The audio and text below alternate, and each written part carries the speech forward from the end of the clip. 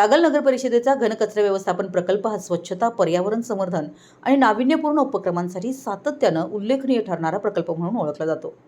याच प्रकल्प परिसरात विकसित करण्यात आलेल्या नानानी ऑक्सिजन पार्कने आता आणखी एक अनोखी ओळख निर्माण केली आहे। कर्मचाऱ्यांनी जतन केलेल्या देशी वृक्षांची वाढ होत गेल्यानं हा परिसर हिरवाईने नटला असून विविध पक्ष्यांसाठी सुरक्षित निवारा आणि आकर्षणाचं ठिकाण बनलाय। विशेष म्हणजे गेल्या 2 दिवसांपासून या परिसरात मोराचं वास्तव्य दिसून आल्यानं कागलच्या घनकचरा प्रकल्पाची पर्यावरणपूरक वाटचाल पुन्हा एकदा चर्चेत आली आहे। कचरा व्यवस्थापनाचा प्रकल्प म्हटलं की कचरा, दुर्गंधी आणि प्रदूषण अशी पारंपरिक प्रतिमा डोळ्यासमोर येते। मात्र कागल नगर परिषदेनं या संकल्पनेला छेद देत कचऱ्यातून स्वच्छता आणि स्वच्छतेतून पर्यावरण संवर्धन असा आदर्श निर्माण केलाय। घनकचरा प्रकल्प परिसरातील नानानी ऑक्सिजन पार्कमध्ये विविध देशी वृक्षांची लागवड करून त्यांचं संगोपन करण्यात आलंय। आज ही झाडं मोठी झाल्यानं परिसरात जैवविविधता वाढली असून विविध पक्ष्यांचा वावर मोठ्या प्रमाणात वाढलाय। कचरा डेपो नव्हे, पक्ष्यांचं माहेरघर अशी नवी ओळख या परिसराला मिळत असून मोराचं आगमन हे या पर्यावरणपूरक प्रयत्नांचं जणू निसर्गानं दिलेलं कौतुकच मानलं जात आहे।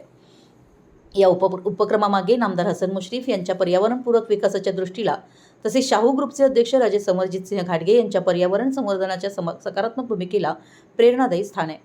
माननीय नगराध्यक्ष सौ सविता माने, उपनगराध्यक्ष जयवंत रावण, आरोग्य सभापती प्रवीण काळभर आणि मुख्याधिकारी अजय पाटणकर यांच्या मार्गदर्शनाखाली आरोग्य विभागाचे आरोग्य निरीक्षक नितीन कांबळे, अमोल कांबळे, स्वच्छता शहर समन्वयक आशिष शिंगण, मुकादम बादल कांबळे तसेच सुपरवायझर मारुती हेगडे, राजू कांबळे आणि इम्रान मुजावर यांच्यासह घनकचरा प्रकल्पातील कर्मचारी सातत्यानं स्वच्छता, वृक्ष संवर्धन, पर्यावरण रक्षणासाठी कार्यरत आहेत।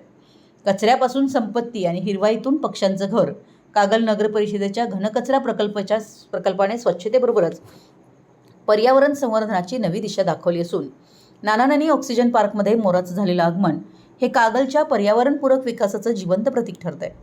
कागलचा घनकचरा प्रकल्प आता केवळ कचरा व्यवस्थापनाचं केंद्र राहिलेलं नाही, तर स्वच्छता, हिरवाई आणि जैवविविधतेचा ऑक्सिजन पॉइंट बनतोय। मराठी एस न्यूजसाठी कागलहून प्रशांत दळवी।